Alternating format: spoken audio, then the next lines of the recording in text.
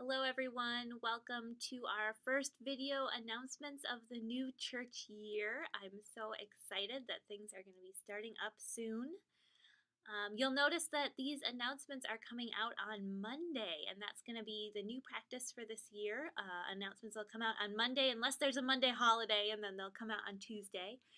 So if you want something included in these video announcements, please send me an email before 9 a.m. on Monday morning, and I'll make sure to include it. Coming up this Sunday is another one of our fabulous summer services. This week is the annual children's service. This has been going on now for 6 summers, I believe, and it's always led by Grace Morton and some of our other wonderful children and youth.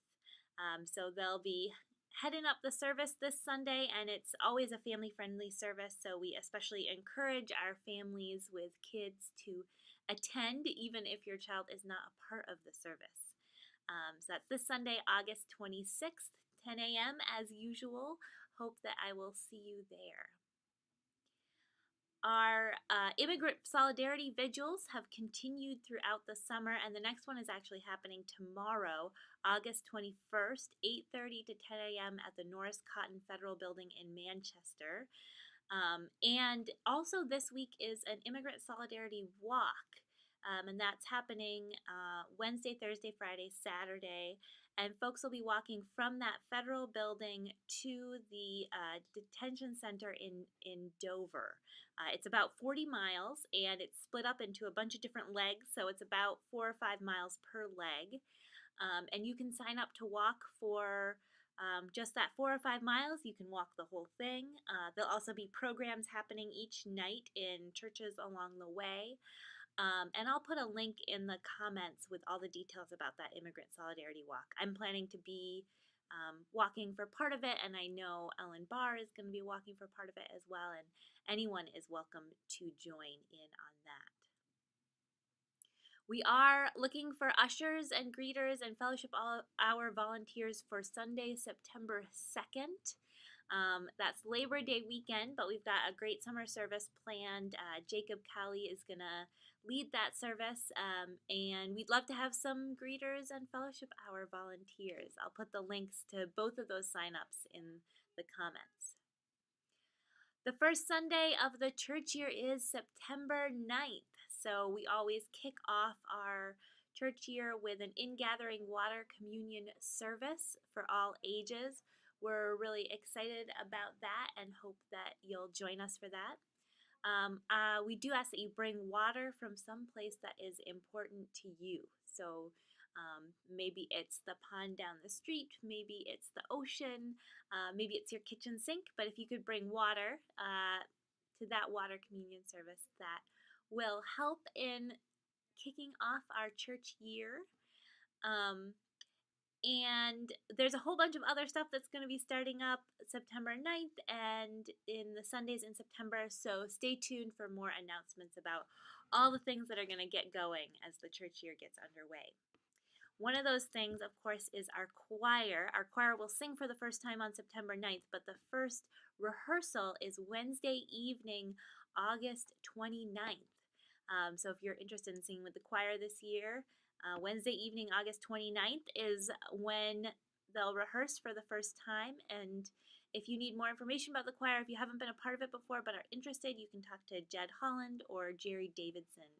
Both of them can help you out with info about the choir. They love having new members. Sherry is looking for some photographers to take pictures for our directory in September and October.